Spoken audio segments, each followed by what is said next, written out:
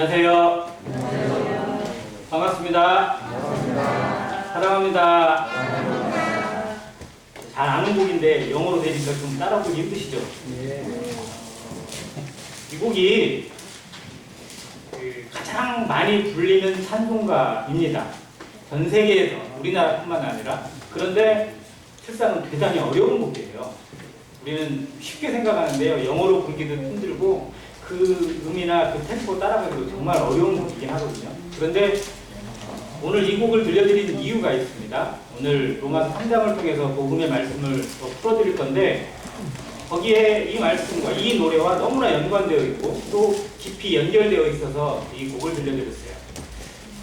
먼저 로마서 3장 말씀을 보겠습니다.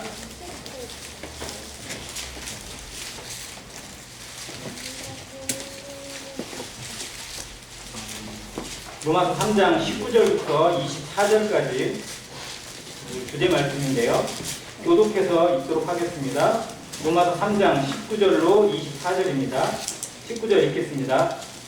우리가 알거니와 무릇 율법이 말하는 바는 율법 아래에 있는 자들에게 말하는 것이니 이는 모든 입을 막고 온 세상으로 하나님의 심판 아래에 있게 하려 함이라. 그러므로 율법의 힘으로 그들 앞에 의롭다 하심을 얻을 줄 생각하니 율법으로는 죄를 깨달음이라. 이제는 율법 외에 하나님의 한 의가 나타났으니 율법과 선지자들에게 증거를 받은 것이라. 곧 예수 그리스도를 믿음으로 말미암아 모든 믿는 자에게 주시는 하나님의 은이 자녀에게 없느니라. 모든 사람이 죄를 범하였음에 하나님의 영광에 이르지 못하더니 그리스도 예수 안에 있는 성령으로 말미암아 하나님의 은혜로 값없이 의롭다 하심을 얻은 자 되었느니라. 아멘. 네. 너무나 우리가 잘 알고 있고 또 암송하고 또 예배 시간이든 다른 시간이든 자주 묵상하는 말씀이기도 합니다.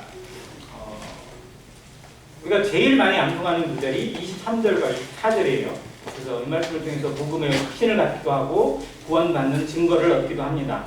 근데 제가 이 찬양을 들려드리고 또 이 말씀을 묵상하면서 제일 중점을 두고 싶은 말씀이 뭐냐면 21절입니다. 이제는 율법 외라고 하는 말씀이에요. 전에 로마서 공부를 할 때 이 말씀을 드렸던 것 같은데, 이제는 이라는 뜻이 영어로 보면 now입니다. now, 지금. 근데 이게 원문으로 어떻게 되냐면 앞에가 덧이 들어가 있어요. 그래서 but now입니다. 그러나 이제는이에요. 아까 찬양을 부를 때 1절을 두 번 반복해서 했는데 1절에 후반부가 이렇게 돼 있어요. I was lost, but now I'm found. 내가 한때는 잃어버렸다. 그런데 지금은 찾았다. 그리고 was blind, but now I see라고 돼 있어요. 내가 눈 멀었으나, 블라인드가 소경이거든요. 내가 눈이 멀었으나 이제는 보게 되었다라는 뜻이에요. 그래서 두 번이나 but now가 들어가 있습니다. 이 찬송가 가사를 쓴 사람이 너무나 잘 아는 존 뉴턴이라는 사람이에요. 해적선의 노예선에 선장을 하면서 수많은 노예들을, 흑인 노예들을 데려다가 다른 곳에 팔아 넘기는 일을 했던, 그걸 생업으로 살았던 사람. 그런데 정말 심한 폭풍우를 만나면서 그 폭풍 가운데 자기 배가 침몰되고 죽을 뻔한 위기를 겪었어요. 그때 정말 그 앞에 엎드리면서 하나님 앞에 내 인생을 돌아보게 되고 내가 어떠한 사람인지 깨닫게 되고 들었던 복음의 말씀, 하나님이 누구신지를 생각하면서 정말 무릎 꿇고 회개를 했습니다. 그래서 내가 이렇게 사는 것, 내가 먹고 살기 위해서 다른 것을, 하나님의 말씀을 떠나서 마음대로 살았던 것이 얼마나 죄인지를 깨닫게 되고, 정말 하나님이 나를 여기서 살려주시면 이제 내 인생을 고쳐서 새로 살겠다고 하는 기도를 드렸는데 극적으로, 정말 기적적으로 그 폭풍 가운데 살아났어요. 그리고 그의 인생을 하나님 앞에 드리기 시작했습니다. 그래서 노예하는 일을 다 때려치우고 그 모든 것을 다 접고 이제는 뭘 했냐면 노예 해방을 위한 일을 자기 인생으로 삼고 그 일을 시작했어요. 그래서 이 가사를 지어서 이 곡을 세상에 퍼뜨렸고요. 그 일을 하는 일에 있어서 자기 전생애를 드렸고 모든 재산을 드렸어요. 그리고 자기 믿음의 후배가 하나가 세워졌는데 그 사람이 변호사였어요. 영화에도 있어요. 그 변호사에게 계속 혼하면서 그 영국에 있는 법이, 의회의 법이 이 노예를 하는 것을 막을 수 있는 법을 세우는 일에 가장 앞장서서 그 일을, 그 법을 통과시켰습니다. 무슨 그런 사람으로 변화시켰는데 그가 했던 고백이 뭐냐면 그러나 이제는이에요. 예전에는 옛날에는 과거에는 구약시대에는 사람이 하나님 앞에 설 수 있는 조건이 없었고 기준이 없었고 아무리 노력을 해도 자기의 힘과 의지와 노력으로는 절대 하나님 앞에 설 수 없는 불쌍한 존재였다. 그러나 이제는 하나님 앞에 새로운 길이 열렸고 새로운 은혜가 열렸고 새로운 통로가 제시되었다는 것을 이 로마서 3장이 설명해주고 있습니다. 그래서 이것을 생각하면서 하나님의 의가 무엇인지 하나님의 은혜가 무엇인지 복음이 무엇인지 정말 깊이 생각하는 그리고 이 말씀을 정말 마음에 새기면 모든 사람이 하나님 앞에 구원을 받을 수 있는 길이 열립니다. 은혜가 열리게 되어 있습니다. 그래서 이 말씀을 통해서 구원받은 성도들도 내가 어떻게 구원받았는지 다시 한번 그 첫사랑을 회복하는 기회가 되고 아직 복음의 확신을 깨닫지 못한 사람이 있다면 이 말씀을 통해서 놀라운 구원을 깨닫는 구원의 기쁨을 맛보는 기적이 일어나기를 주님의 이름으로 축원합니다. 로마서 3장은 이제 1장에서 죄에 대해서 얘기하고 2장에서 죄에 대해서 증명을 해요. 유대인이나 믿지 않는 자들이나 이방인이나 누구든지 하나님 앞에 나름대로 살지만 다 죄인으로 드러났다는 걸 설명을 해줍니다. 그리고 결론을 지어요. 그래서 3장 10절에 보면 기록된 바 의인은 없나니 하나도 없으며 깨닫는 자도 없고 하나님을 찾는 자도 없고 다 치우쳐 함께 무익하게 되고 선을 행하는 자는 없나니 몇 명도 없도다? 하나도 없다. 누구 앞에? 하나님 앞에 없다는 겁니다. 사람들 앞에서는 있어요. 사람들은 속을 다 모르니까 그 사람의 전체를 볼 수 없으니까 나름대로 착한 사람 있어요? 없어요? 있어요. 정말 우리가 생각해도 존경스러운 사람이 있어요. 나름대로 정말 법 없이도 살만한 사람이 있습니다. 우리의 부모님들 대부분 다 법 없이 살만한 분들이었잖아요. 그런데 그 속성, 그 안에 있는 중심의 속성을 하나님이 살펴보시면 다를 게 없다는 거예요. 하나님의 기준으로 보면 정말 큰 종이가 있어요. 정말 하얀 종이가 있어요. 사람의 육안으로 보면 그 안에 정말 아무 흠도 없고 다른 색깔이 전혀 안 보이는 흰 종이가 있어요. 그런데 그 종이를 현미경으로 보면 다른 게 보여요, 안 보여요? 지저분해서 못 봐요. 막 온갖 쓰레기나 막 뭐 예를 들어서 바이러스나 이런 것까지 거기 다 묻어 있어요. 근데 우리의 눈에 보여요, 안 보여요? 안 보이는 거예요. 그러나 하나님의 눈으로 보면 그 속속들이 다 보이는 거예요. 하나님 앞에 절대 이룰 수 없는 조건이 사람의 의예요. 사람의 의. 그래서 이 말씀을 결론적으로 선언합니다. 의인은 없나니 하나도 없고 선을 행하는 자는 하나도 없고 그것을 인생이 깨달아야 돼요. 아, 나는 정말 어찌할 수 없는 하나님 앞에 죄인이구나. 하나님 앞에 설 수 없고 하나님 앞에 나아갈 수 없고 하나님의 은혜에 이룰 수 없는 죄인이구나. 이거를 깨닫지 못하니까 하나님 앞에 안 오는 거예요. 정말 이걸 깨닫는 사람은 내가 죄인이라는 사실을 절실히 깨닫고 이 죄의 목마름을 누려본 사람 그 죄로 인해서 괴로움을 당해보고 눈물을 흘리고 통곡을 흘려본 인생은 말씀을 듣게 되어 있습니다. 아직도 하나님 말씀을 우리 마음 가운데 의피로 제대로 듣지 않는다는 의미는 뭐냐면요. 자신이 아직 죄인이라는 사실을 못 깨닫는 거예요. 인정하지 않는 거예요.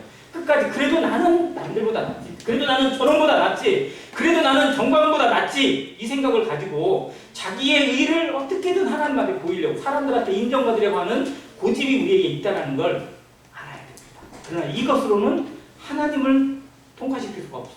사람에게는 통할 수 있어요. 누군가와 비교해보면 내가 그 사람보다 나은 건 얼마든지 찾아낼 수 있어요. 물론 그 사람보다 못한 것도 있고. 그러나 그것은 사람이 이 세상에 될 뿐입니다. 하나님 앞에서의 심판은 절대 통과할 수 있는 기준이 아니라는 거예요. 지금 모든 사람이 재판에 가서 재판을 받진 않습니다. 법정에 서면 우리 모두 다 법정에서도 찾아낼 만한 죄가 있을 거예요. 그렇지 않으세요? 만약 재판을 걸어요. 누가 검사가 우리를 기소해가지고 재판을 걸었어요. 무슨 죄든지 찾아내요. 예를 들어서 10년 전, 20년 까지 다 찾아내서 막 뒤지면 우리가 남한테 거짓말한 거나 사기친 거나 뭔가 좀 속이거나 뭐 예를 들어서 좀 뭘 훔쳤다든지 뭐 이런 것도 양심에 걸리거나 우리나라의 법에 걸릴 만한 것도 찾아내려면 찾아내요. 그러니까 청문회에 나오는 사람들이 다 그럴싸하고 그냥 정말 괜찮은 사람들을 다 선별을 했는데도 불구하고 청문회 그거 통과를 제대로 못하잖아요. 모든 게 다 드러나잖아요. 우리는 거기에 서면 안 드러날 것 같으세요? 나는 정말 누구보다도 깨끗한가요? 세상의 기준에 있는 법도 우리는 쉽게 통과 못할 그런 사람들이에요. 하물며 하나님이 걸러내시는 그 현미경 같은 눈으로 살펴보시는 것을 누가 어떤 인생이 견뎌낼 수 있겠어요? 사람은 어찌할 수 없는 이 죄덩어리 속에 죄로 인해서 이미 죽었고 하나님과 멀어졌고 죄로 인해서 오염이 되어졌고 죄로 완전히 물들어가지고 죄를 먹고 마시며 살면서도 그게 죄인 줄 모르고 이 정도는 그래도 괜찮지 이렇게 살아도 남들보다 나은 거지라고 착각하며 살아가는 거예요. 하나님 앞에 그게 얼마나 무서운 건지 깨닫는 그것이 진짜 구원의 시작이라는 것 1장을 통해서 말씀드렸습니다. 이제 여기서 선언을 해요. 그러면서 실상을 얘기해 주는데 정말 그들의 목구멍은 열린 무덤이요 그 혀로는 속임을 일삼으며 그 입술에는 독사의 독이 있고 그 입에는 저주와 악독이 가득하다. 이 네 가지가 거의 다 뭐에 해당되면 말에 해당됩니다. 이 말. 우리가 하는 말을 한번 들여다 보세요. 내 마음에서 쏟아내는 말도 있고 안 쏟아내는 말도 있지만 이 마음에서 나오는 말들이 얼마나 이기적인지 얼마나 남을 함부로 얘기하는지 세상을 함부로 얘기하고 대통령에 대해서든지 무엇이든지 나랑 맞지 않으면 함부로 비난하고 욕하고 저주하는 것들이 얼마나 쉽게 나오는지 한번 보세요. 저 국회의원만 말 함부로 하나요? 우리는 말 함부로 안 해요. 하나님이 그 말을 다 듣고 계세요. 이 세상에 쏟아지는 말들을 하나님이 다 듣고 참고 계신다고 생각해 보세요. 어떻게 하나님이 참으시는지 정말 이해가 안 돼요. 내 말, 내 생각에서 나오는 말들, 함부로 하는 말들, 저주스러운 말들, 저 정말 제 스스로 막 놀랄 때가 있는데 운전하다가 막 화나고 막 그러면요 정말 그 옆에 운전자랑 막 뭘 향해서 막 제 입에서도 막 함부로 말이 나오더라고요. 그렇게 안 하려고 하는데도 막 어떻게 보면 이 화를 이겨내지 못하는 것들이 우리의 입에서 우리 마음에서 너무 쉽게 나옵니다. 그게 우리예요. 그게 육신입니다. 그런데 하나님은 이 세상의 모든 사람들의 마음속에 있는 말까지 다 들으시잖아요. 그걸 하나님이 참으신다고 생각해 보세요. 정말 하나님의 사랑, 하나님의 인내는요 사람이 감히 평가할 수가 없고 계산할 수가 없어요. 하나님의 사랑이 나를 향해서 얼마나 참고 계시는지 정말 그 말 한마디에 하나님의 화나신 한마디에 그냥 저주를 퍼붓고 심판을 내렸다면 우리 중에 살아남을 사람이 이 세상에 구원받을 인생이 아무도 없을 것입니다. 그러나 한 영혼이라도 건지시기 위해서 한 영혼을 살리시기 위해서 아니 영혼을 위해서 죽으신 예수 그리스도의 그 생명의 가치를 하나님이 아시기에 나를 참고 구원의 길에 이르기까지 구원받도록 지금도 참고 계시고 말씀을 주고 계시고 은혜를 내려주시고 성령으로 그의 마음을 터치하고 계시는 것에 대해서 정말 감사가 됩니다. 때를 마감치 않고 심판을 내리지 않은 그 하나님의 오래 참으심에 대해서 우리는 정말 평생 감사해야 돼요. 내가 사랑하는 사람, 내가 기도하는 사람, 그리고 우리가 책임을 맡은 그 파수꾼의 심정으로 복음을 전하고 있는 그 영혼을 하나님이 건지시기 위해서 참고 계시는 것. 시간을 정말 하나님이 참고 계시고 그 말을 참고 계시고 이 세상의 죄악을 참고 계시는 것에 대해서 다시 한번 감사하시기 바랍니다. 그리고 이 말씀이 그들의 영혼에 깊이 박히는 잘 박힌 못이 되어져서 그 영혼을 정말 움직이고 감동시키고 하나님 앞에 무릎 꿇게 만드는 하나님의 능력이 되기를 기도하시기 바랍니다. 말씀은 힘이 있습니다.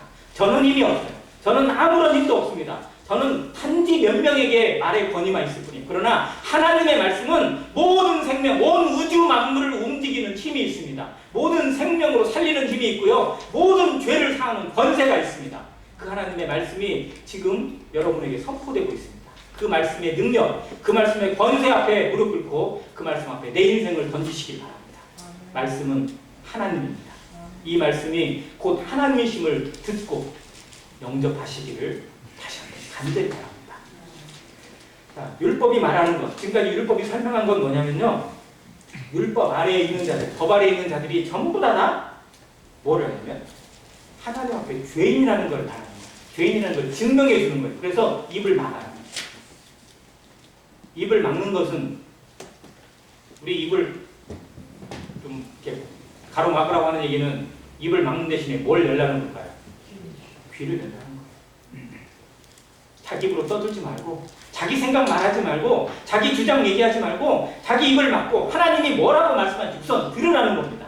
모든 입을 막고 하나님의 심판 아래에 있음을 생각하고 두려움에 떨라는 거예요. 그리고 하나님이 주시는 은혜의 말씀을 들으라는 겁니다. 그러므로 율법의 행위로 그의 앞에 의롭다 하심을 얻을 육체가 있다 없다? 없습니다. 율법으로는 뭐 하는 거예요 그러면? 죄를 깨닫는 겁니다. 아, 죄인이구나. 정말 어쩔 수 없는 죄인이라는 걸 깨닫게 하시기 위해서 법을 주신 거예요. 법이 없으면 죄가 드러나지 않으니까. 죄가 드러나기 위해서, 내가 죄인임을 증명하시기 위해서 하나님이 이 법을 통해서 우리 양심에 증거를 주셨어요. 깨닫는 겁니다. 죄인입니다. 정말 나는 나름대로 착하게 살려고 하고 죄 안 지려고 하고 하지만 어쩔 수 없는 죄인이구나. 이걸 깨닫게 하세요.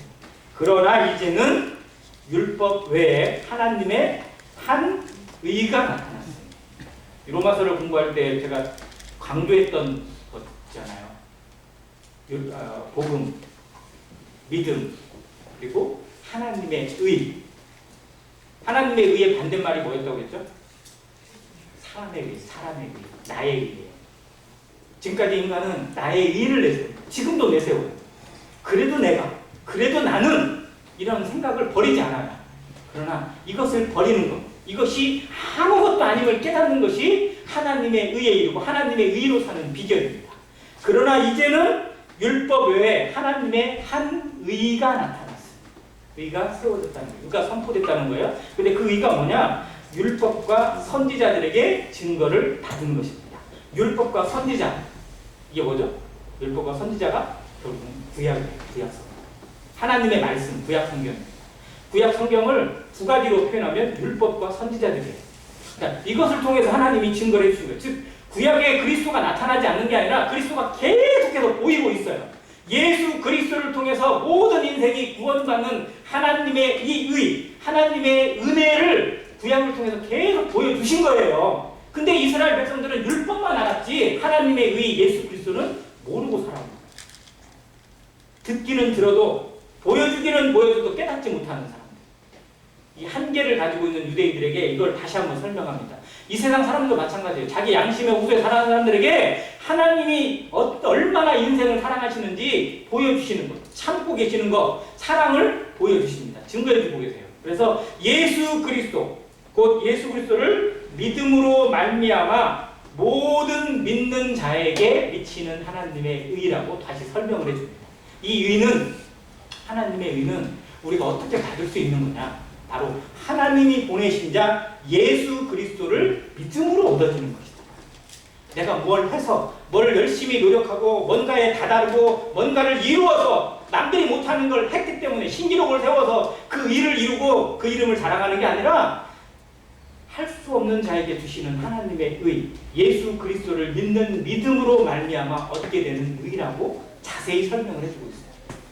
그래서 시대가 바뀌었습니다. 새로운 시대가 열렸다는 거예요. 예수 그리스도가 그동안 그림자로 보여있던 예수 그리스도를 정말 이 땅에 실체로 육신으로 보내신 것 자체가 하나님의 계획입니다. 하나님의 놀라운 선포예요. 그래서 역사가 이것을 증명해주고 있습니다.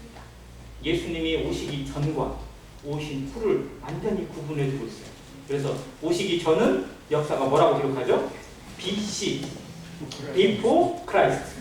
예수님 오시기 전이라는 거예요. 그 다음 그 이유는 뭐라고 기록해요? AD, 아노 도미니. 이게 라틴어인데요. 우리 주 안에서라는 뜻이에요.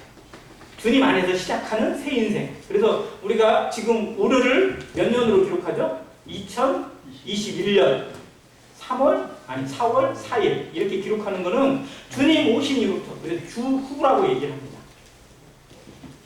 시대가 인정하든 인정하지 않든 예수 그리스도로 말미암아 새 시대가 열렸음을 지금 설명해주고 있어요. 그걸 받아들이고 있고 그걸 믿고 가고 있어요. 그러니까 내 마음에서 예수님을 난 안 믿었어, 나는 돈 안 받아서 해도 나는 예수님 안에 있는 거예요. 하나님 안에 있는 거예요. 내가 살고 있는 이 시대가 하나님 안에 있음을 믿으시기 바랍니다. 하나님의 역사 안에 있고 하나님의 통치 안에 있고 하나님의 은혜 안에 있음을 믿으시길 바랍니다. 이건 내가 믿고 안 믿고 해서 이루어지는 게 아니고 내가 아무리 부인해도 어찌할 수 없는 하나님의 경륜이고 하나님의 은혜예요. 그걸 믿는 것이 하나님의 의에 이르는 유일한 길이라는 겁니다. 하나님의 의를 얻는, 하나님의 은혜에 도달하고 하나님의 의인 예수 그리스도를 내 안에 주인으로 모시고 그 안에서 영광을 누리고 그 안에서 구원을 받고 그 안에서 연합이 되는 비결이 믿음으로 말미암는다는 사실을 하나님이 설명해 그래서 오직 믿음으로, 오직 은혜로, 오직 성경으로. 종교개혁 시대에 마르틴 루터가 표방했던, 그리고 그와 함께했던 개혁주들이 표방했던 세 단어가 그거예요. 오직 은혜로, 오직 믿음으로, 그리고 오직 성경으로. 이렇게 얘기했습니다. 아무튼 이 기준을 정말 온전히 받으시기 바랍니다. 예수 그리스도가 하나님의 의이자 하나님의 새로운 시대의 개혁의 선포라는 사실. 하나님이 시대를 바꿔버렸어요. 그러나 이제는이라는 이 단어를 통해서. 그래서 로이드 존스라고 하는 영국의 정말 유명한 설교가이자 성경학자가 이 그러나 이제는이라는 로마서 3장 21절을 성경에서 가장 중요한 두 단어라고 얘기했어요. 물론 요한복음 3장 16절을 무시하자는 게 아닙니다. 그러나 새로운 시대가 열렸다는 것, 하나님이 새 시대를 열어댔겠다는 것, 지금까지 있었던 모든 것을 다 폐하시고 그리스도로 말미암아 예수 그리스도를 통해서 새로운 시대를 열어주신 하나님의 의가 열렸다는 걸 선언해 주시는 이 말씀이 얼마나 놀라운 새로운 빵빠레가 열렸다는 것을 얘기해주고 있습니다. 아무튼 이 말씀이 우리 마음 가운데 완전히 새겨주신 하나님의 말씀으로 자리 잡기를 간절히 바랍니다. 그래서 이렇게 얘기합니다. 모든 사람이 죄를 범하였으며, 자, 모든 사람 앞에 내 이름이 들어가요, 안 들어가요? 모든 사람이 죄를 범하여 죄로 태어나고 모친이 죄 중에 나를 잉태하였나이다라는 시편의 고백처럼 정말 우리가 죄의 인 가운데 태어났어요. 어린아이가 죄를 교육받아서 죄를 짓는 게 아니고 죄인으로 출생을 했기 때문에 자연스럽게 죄가 나옵니다. 자기밖에 몰라요. 엄마가 아무리 막 간절하게 막 빌고 소원을 하고 이야기를 하고 제발 그렇게 하지 말라고 해도 지 맘대로 해요. 결국은 아무리 귀엽고 아무리 예쁜 손주 아기라 하더라도 그가 정말 그 죄 가운데 있는 존재라는 사실을 인정할 수밖에 없어요. 그래서 그렇게 죄를 짓고 그렇게 말하더라도 손주는 이쁘다고 하는 말이 저는 아직은 이해가 안 되는데, 애기 키울 때 부모가 정말 별 생각 다 들죠. 이놈 새끼를 내가 정말 기업하고 싶고 막 때로는 막 어떻게 하고 싶은 마음이 들 때도 있잖아요. 부모일지라도. 정말 인간은 이 죄로 말미암아 얼마나 타락했는지, 얼마나 악해졌는지, 얼마나 더러운지 절실히 깨닫습니다. 그래서 부모가 되어봐야, 부모가 되어서 그 말 안 듣는 아기를 키워봐야 부모의 마음을 조금은 알아가는 거죠. 아무튼 우리가 그런 존재였어요. 나라고는 별 수 있겠어요? 그러나 그러한 존재를 부모도 갖지 못하고 부모도 참지 못하고 부모도 정말 견디지 못하는 그런 인생을 하나님이 지금까지 참아내시고 그 인생을 위해서 누구를 보내신 거예요? 본인이 직접 오셨잖아요. 하나님이 직접. 예수 그리스도를 이 땅에 보내신 하나님의 사랑. 예수 그리스도 외에는 답이 없으니까, 그리스도 외에는 해결책이 없으니까, 그 어떠한 인생으로, 그 어떠한 사랑으로도 해결할 수 없는 것이 죄의 문제니까 하나님의 의로만, 하나님의 몸으로만, 하나님의 그 거룩하심으로만 해결할 수 있는 이 죄의 문제를 하나님이 해결하시기 위해서 시대를 바꾸시고 지금까지 보여줬던 그 모든 예언과 경륜을 성취시키는 예수 그리스도의 성육신을 이 땅에 허락하셨습니다. 모든 사람이 죄를 범하였음에 하나님의 영광에 이르지 못하더니 그리스도 예수 안에 있는 속량, 이게 구속입니다. 돈을 주고 산 거예요. 값을 치르고 산 겁니다. 대가를 치르고 얻어낸 거예요. 이게 이제 흔히 노예 시장에서 이루어졌던 단어거든요. 당시엔 노예가 아주 물건처럼 거래가 됐어요. 그러니까 노예 값이 있어요. 좀 등치가 좀 좋고 힘도 좀 쓸 것 같고 그런 사람은 값이 비싸겠죠. 예를 들어서 100만 원. 그러면 누군가가 100만 원을 치르면 그 노예가 이 사람의 소유가 되는 거예요. 자, 우리가 죄에 팔렸어요. 죄로 인해서 죄의 사단의 노예가 되어지고 사단의 앞잡이가 되어져서 사단의 자녀가 되어져서 살아가던 인생을 값을 주고 사야 돼요. 그러면 이 인생값이 얼마예요? 목숨값이 얼마인가요? 물건값은 뭐 지가 아무리 비싸봐야 매덕이면 사고 뭐 그 아무리 비싼 것도 얼마면 가격이 정해져요. 그러나 가격을 정할 수 없는 것이 뭐냐면 사람의 목숨입니다. 그래서 이 죄값은 정할 수가 없어요. 죄값이 얼마인지는 아무도 알 수가 없는 거예요. 그래서 사람이 갖고자 해도 안 돼요. 온 우주 만물을 갖다 바쳐도 안 돼요. 그래서 시편에도 그 고백이 있어요. 그 형제를 구원하고자 해도 그 속죄의 값이 너무 엄청나서 사람이 값을 치를 수 있다 없다? 없다는 겁니다. 그래서 사람이 기껏해 할 수 있는 게 뭐냐면 자기의 죄를 깨닫고 하나님 앞에 제물을 갖다 바치는 것밖에 안 돼요. 그게 구약에 나타난 그림자입니다. 양 한 마리를 바치면 그 죄가 하나님 앞에 사함 받는 걸로 인정되는 거지 죄가 없어지는 건 아니에요. 그것은 계속 죄를 생각나게 하는 거예요. 아, 내가 죄인이구나. 내가 죄인이구나. 이 죄를 영원히 씻을 수 없다는 걸 깨닫는 것이지 죄가 완전히 사함받는 건 결코 아니라는 겁니다. 그러나 예수 그리스도는 하나님의 의가 되셔서 이 죄를 온전히 완벽하게 단번에 사하심을 얻는 완전한 구속을 이루신 하나님이시라는 사실을 성경이 증명해 주십니다. 그러려면 그분의 가치가 나와요. 자, 우리 인생의 가치, 우리 인생이 지은 죄값은 정말 이 인생이 세상의 기준이다 보니까 그 세상에 무엇으로도 나의 목숨값을 대신할 만한 게 없어요. 그잖아요. 집에 가장 비싼 물건 뭐세요? 본인의 집에 가지고 있는 물건 중에 제일 비싼 거. 승용차. 승용차보다 혹시 비싼 거 뭐 있어요? 아파트가 더 비싸죠. 아파트가 승용차보다 아마 더 비쌀 거라고 생각이 되어지는데 아무튼 아파트가 비싸요? 내가 비싸요? 아파트가 비싸요? 내 아들이 비싸요? 내 아들이 비싸죠. 가격을 바꿀 수가 없고 매길 수가 없어요. 비교가 안 되는 거예요. 자, 그러면 아파트는 왜 우리보다 가치가 낮은가요? 자동차는 왜 우리보다 가치가 낮은 거예요? 그건 피조물이니까 그래요. 사람이 만든 거니까 사람보다 가치가 있을 수가 없어요. 높을 수가 없어요. 그게 창조라는 원칙이에요. 아무리 좋은 노트북도 아무리 비싼 자동차도 사람의 손을 거쳐서 만들어진 피조물이기 때문에 창조물이기 때문에 이 존재보다 비쌀 수가 없어요. 그러면 이 인생은 누가 지으신 거예요? 하나님이 지으신 피조물이잖아요. 내가 하나님의 지으심을 받은 피조물이라는 사실을 깨달을 때 태초에 하나님이 천지를 창조하시라는 이 말씀을 깨달을 때 내가 하나님 앞에 피조물이라는 사실을 깨달을 때 하나님의 은혜를 깨닫습니다. 내가 하나님의 소유구나. 내가 하나님의 물건이구나. 하나님이 그냥 언제든지 나에게 요구할 수 있는 주인이구나라는 걸 깨달을 때 이 구원의 가치가 새로 배겨져요. 왜? 예수 그리스도가 하나님이시니까. 예수 그리스도가 창조주시니까.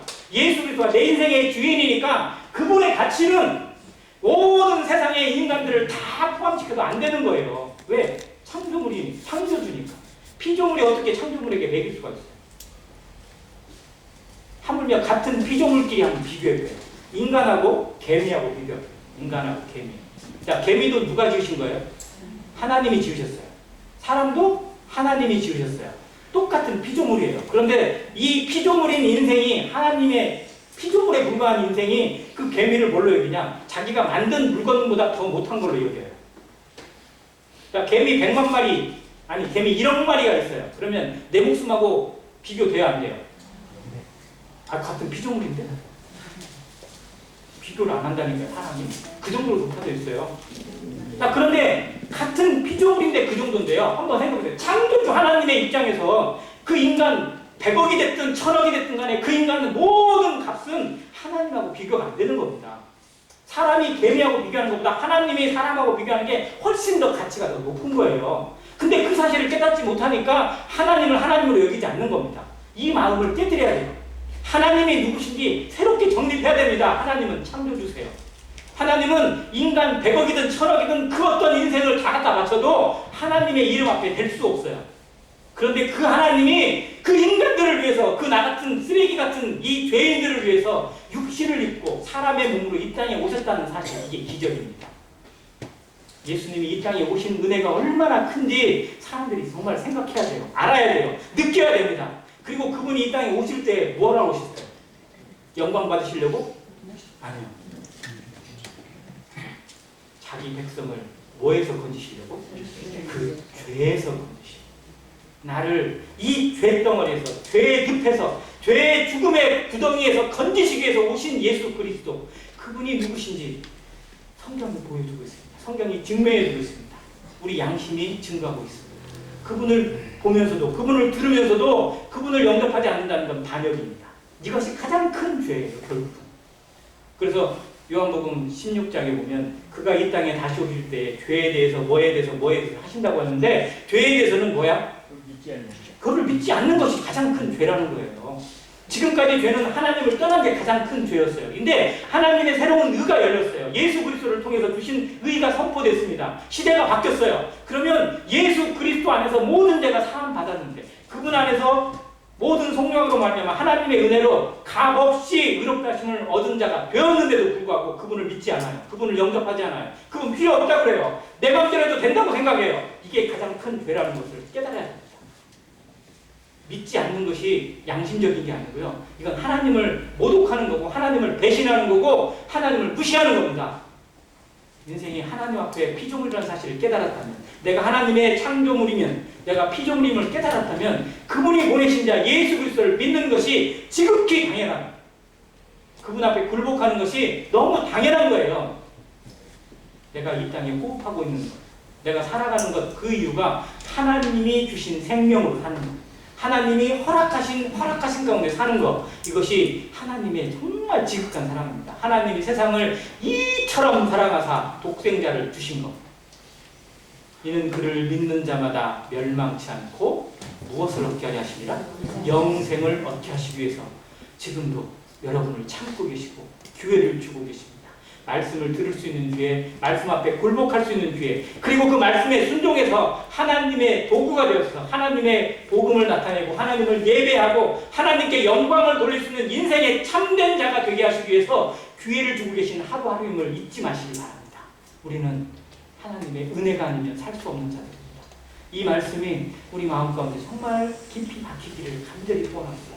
은혜로 사는 어메이징 그레이스, 정말 놀라운 은혜가 나와 같은 자에게 주어져 있다는 사실, 지금도 포기하지 않고 때를 마감치 않고 우리에게 이 말씀을 오고 계신 하나님의 오래 참으심을 마음에 생각하시기 바랍니다. 하나님이 이 자리에 앉아있는 우리 여러분에게, 이 자리에 앉아서 말씀을 듣고 있는 여러분 모두에게 이 때를 주신 이유가 뭔지, 이 말씀을 들려주시는 이유가 무엇인지, 하나님이 어떠한 마음으로 기도하고 계시는지, 예수 그리스도가 십자가에 달리실 때 그 눈물을 흘리시면서 통곡하시면서 그 영혼들을 바라보실 때, 그 밑에 있는 나를 바라보실 때 어떤 마음으로 바라보셨는지 한번 생각해보세요. 십자가를 왜 참으셨는지, 왜 묵묵하게 그 길을 걸어가셨는지, 그 조롱을 참고 그 수치를 견디신 이유가 무엇인지 생각해야 합니다. 그래서 생각하는 자는 믿지 않을 수 없는 겁니다. 그 은혜를 무시하고 살아가는 것이 하나님을 향해서 얼마나 큰 범죄인지 다시 한번 생각하십니다. 은혜가 주어졌습니다. 은혜의 시대가 열렸습니다. 보라, 지금은 구원받을 만한 때요. 보라, 지금은 은혜의 날입니다. 오늘이 은혜의 날입니다. 오늘 이 말씀이 들려졌습니다. 이 말씀 앞에 자신을 내려놓고, 아, 주님 그렇습니다. 나는 죄인입니다. 하나님 앞에 나아갈 수가 없는, 하나님 앞에 도저히 설 자신도 없는 그런 죄인입니다. 그러나 이제 하나님의 의 예수 그리스도를 통해서 새로운 시대가 열렸음을 믿습니다. 그리스도를 통해서 나 같은 자를 살리신 하나님의 사랑을 깨닫습니다. 이제 하나님, 나를 하나님께 맡깁니다.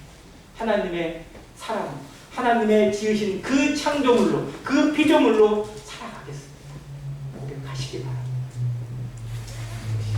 성령이 주시는 은혜로 만나는 믿음, 그 믿음의 고백 앞에 성령이 우리 마음을 열어주실 겁니다. 하나님의 말씀이 안에 들고 성령이 내 안에 내주되어 예수 그리스도께서 우리와 연합되어지는 기적을 체험하게 하실 것입니다. 성도들도 이 말씀을 다시 한번 마음에 새기시고, 그리스도와 내가 어떻게 연합되었는지, 그리스도를 믿은 그때에 하나님이 나를 어떻게 열어주셨는지, 어떻게 내 마음을 받아주셨는지, 어떻게 나 같은 자를 하나님의 생명책에 기록해 주셨는지, 그 기적을 깨닫고 그 은혜를 깨닫고 믿음으로, 감사함으로 예배하는 자로 살아가시는 모든 성도가 되시기를 간절히 바랍니다. 이상입니다.